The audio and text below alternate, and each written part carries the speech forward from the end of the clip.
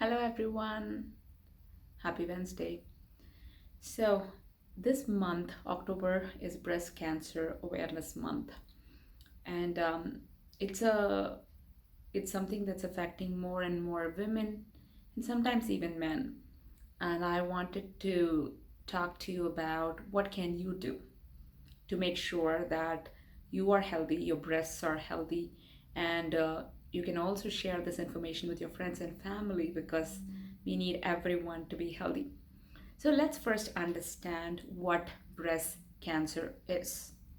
And is it the disease of the breast or is it something more?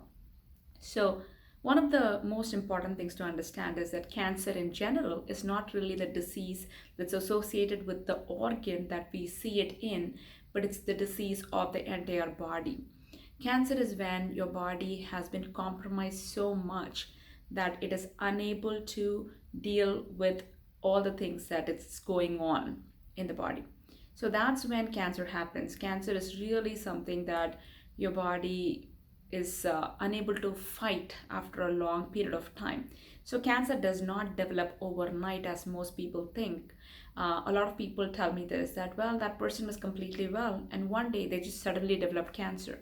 And nobody develops cancer overnight. Cancer is something that develops over a period of time, but we still, in the conventional medicine, we don't really have the tools to identify it until it shows up. So, one of the things that I'm going to actually talk about is breast self exam. So, every woman, especially at different times of your cycle, you should be doing a self exam. Teach your children to do that as well. As soon as they start having mammary tissues, breast tissues, teach them how to do a self exam. This is very important, and do it in different times of your cycle. That means before your period, during ovulation, during your period, and different times, because sometimes things can appear in different times of the cycle but may not be there at all times of the cycle, and this is important as well. So, now understanding the different causes of breast cancer will actually help us, of course, prevent it, right? And this is what it's all about. Breast Cancer Awareness Month is not about understanding it and treating it alone, it's about preventing it if we can. So make sure that you are also taking care of yourself in so many ways, in your body, in your mind, and your spirit. In your body, by eating the right kinds of foods, making sure that most of your foods are organic, making sure that you're eating plenty of vegetables, greens, and fruits, and reducing or getting rid of processed food from your body, because we are intentionally putting things that are poisonous for our body through our foods, and that's not necessary. Making sure that we are detoxifying on an ongoing basis, because if we are detoxifying, our cells are not going to mutate as much, and our cells are going to be able to repair themselves much better, which means that we'll be preventing cancer. The other thing that you want to do is your mind. Make sure that you are letting go of many of the emotional burden that you're carrying around.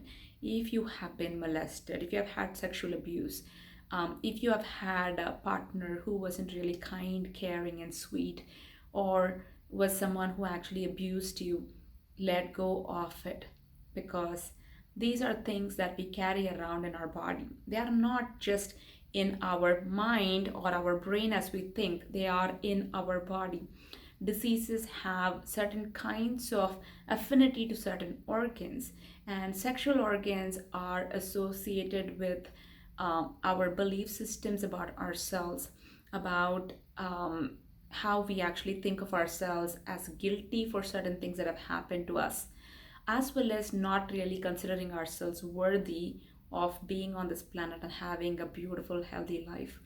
So let go of it, nurture yourself, love yourself, approve of yourself, accept yourself, acknowledge yourself, appreciate yourself, have a full blown love affair with yourself.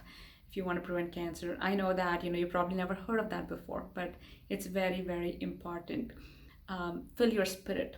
Fill your spirit by doing things that you enjoy. If you love being in nature, do that. If you love being with your friends, do that. Do things that you enjoy, that makes you feel refreshed, rejuvenated, and so that your cells can repair themselves as well.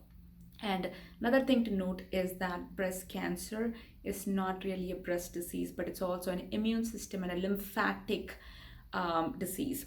What that means is that your lymphatic organ, it's a lymphatic organ, your breast is a lymphatic organ. So it has a lot of lymphoid tissues and fats. That's what it consists of.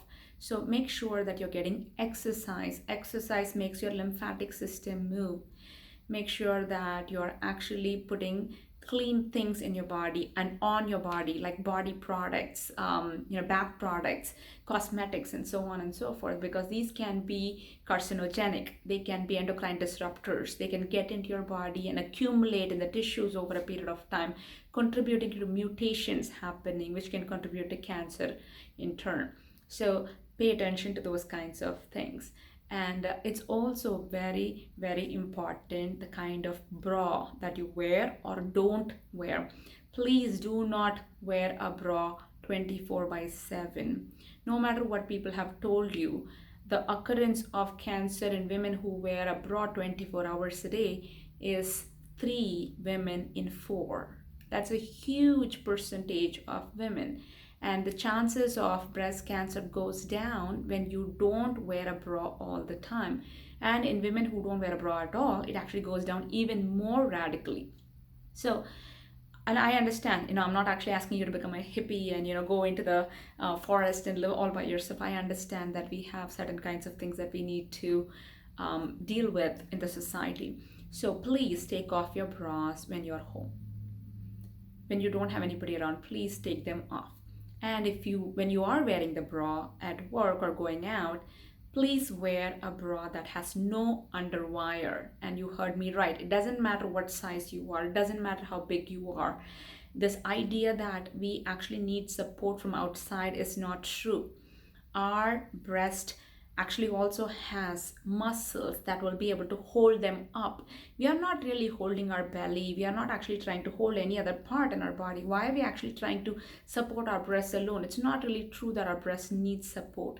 And no matter how big you are, you have been told a lie that you need an underwire bra. The underwires cut into the skin and actually goes and pushes into the lymphatic system, the lymphatic vessels, and does not allow them to flow easily. And that is really not your friend, because as I said, lymphatic system is very, very essential to detoxify, and breast disease is a lymphatic disease, or breast cancer is a lymphatic disease.